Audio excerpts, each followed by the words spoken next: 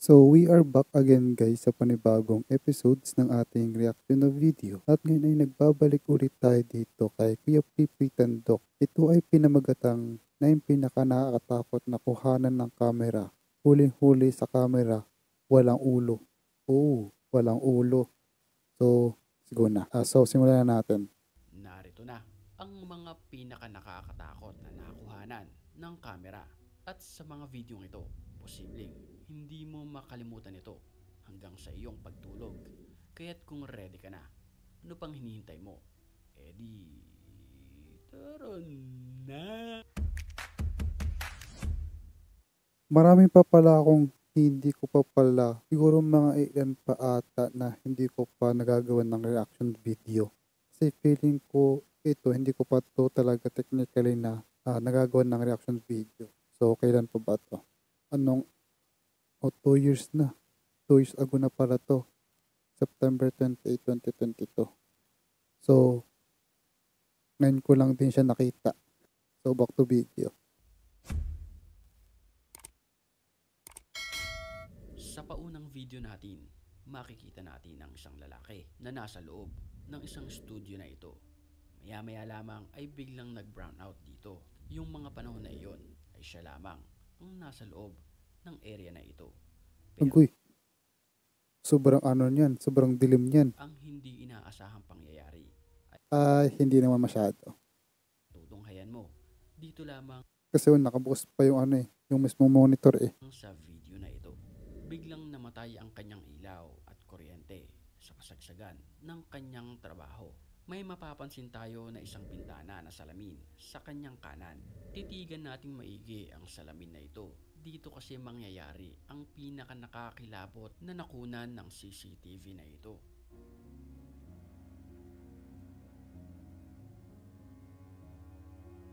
Sa salamin na bintana na ito ay mayroong isang babae na itim na dumaan o mas kilala bilang isang black lady, isang espiritong ligaw. Sinilip niya agad ito sa kanyang bintana dahil naaninag niya ito pero Mhm. bigla na lang itong naglaho ng parang bula.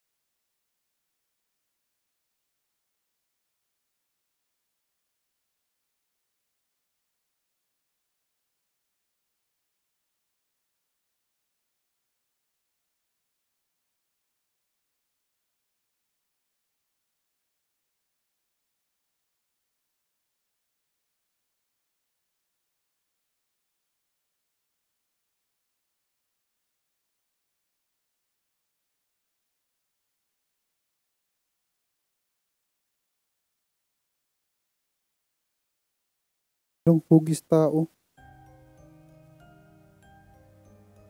To. Sa isang ospital na ito nakuhanan sa pamamagitan ng CCTV ang isang ligaw na espiritu na sumusunod sa isang babaeng ito. May mga nagsasabi Aba. na baka naghahanap ng masasapian ang black spirit na nakita sa CCTV nito. Sus, dami-dami dyan tao. Talagang, ay nako. Dami-daming taong pwedeng ano yun. Pwede mong sapian.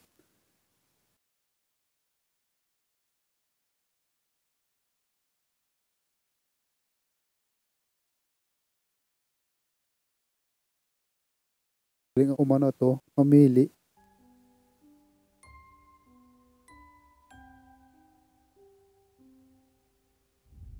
Ugali ng mga ghost hunters na pumunta sa mga abandonadong lugar. At dito sa video na to ay mapapanood natin ang aktwal na pagpapakita ng isang babae na nakaputi. Mahaba ang kanyang buhok at nakatitig lamang sa kumukuha ng video. Kahit Uy, sino naman ay matatakot sa kanyang itsura. Panoorin natin ang video.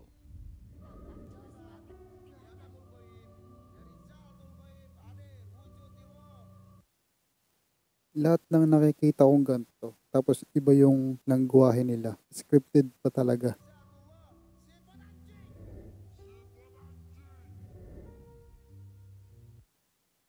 Totoo ba yan? Anong sa tingin nyo guys? Totoo ba yan? Baka trip lang manakot.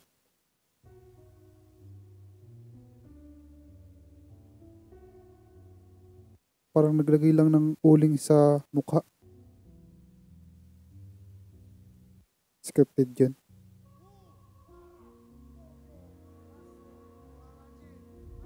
Sa CCTV footage naman na ito nakuhanan ang isang white lady sa likuran ng gate na ito. Isa pa to. Scripted din to siguro.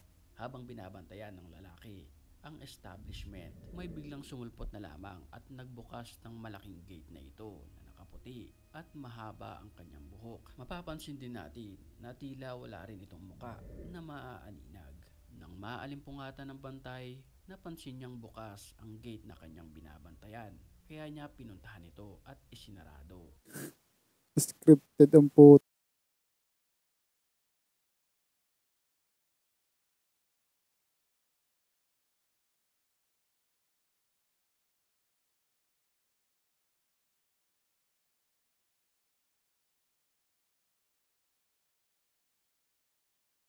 Taghirap yung ano eh.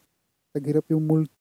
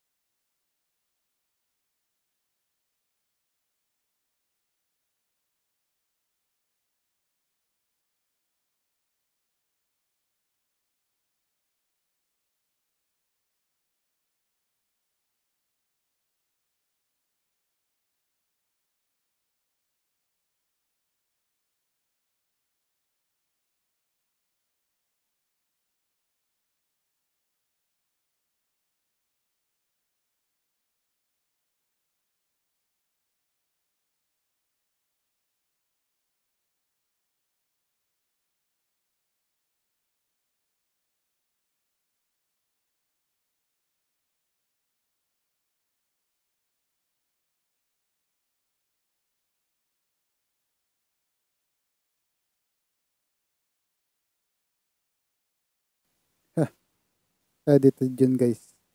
Sus ko po.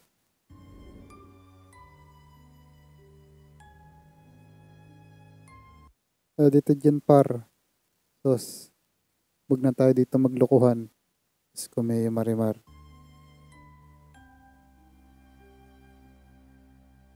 Una sa lahat, hindi mo ako malilin lang diyan. Edited yan par.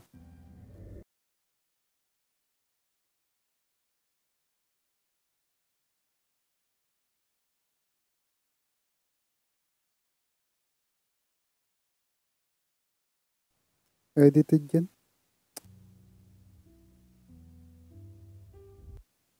Magaling lang taga yung nag-edit.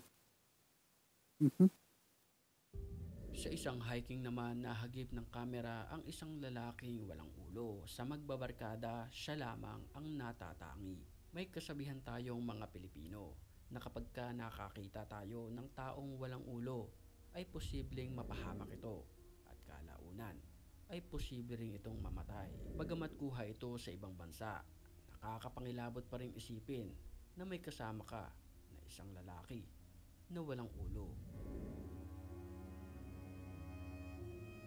Hindi. Malay mo, naka lang yun. Yuko lang. Naka lang siya. Diba? Parang ganun.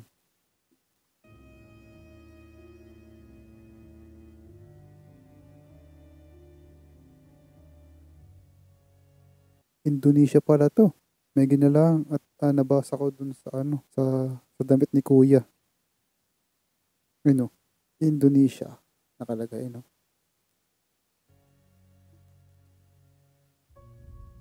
Huling-huli naman sa kamera ang isang nilalang na ito na hindi ma-identify kung anong uri ito kasi sa kanyang itsura ay posibleng isang mangkukulam ito o kaya naman ay isang aswang. Yan ang mga kwento at mga komento ng mga tao. Costume lang yan, par. Magaling lang talaga nag-makeup talaga niyan. Sa videong ito, bagamat walang ebidensya na magpapatunay na siya ay isang kampo ng kadiliman, palaisipan pa rin ito sa kumuha ng video, gayong pinapaahon niya ito sa tubig. Kahit nakakatakot ang kanyang itsura dahil mahaba ang Mhm.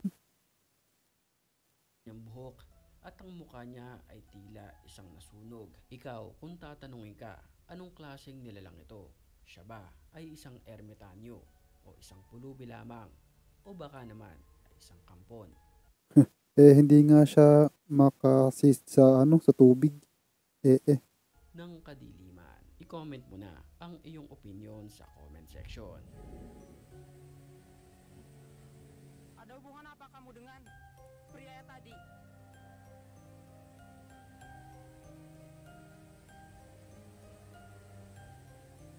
Oh, nakita mo yung katawan, halatang tao.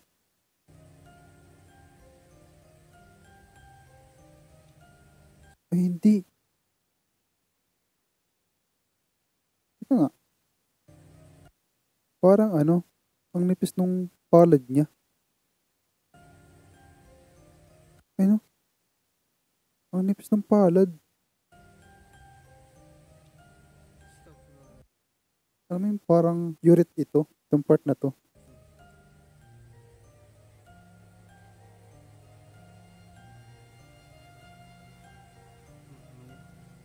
Jelas ya, Totoo ba yan? jelas ya teman-teman. Hindi ako makapaniwala di.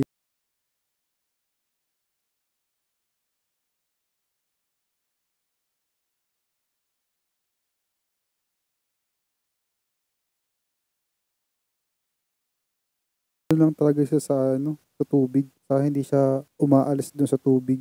So anyway, yun lang. Ingat. And God bless. See you in the next one na video.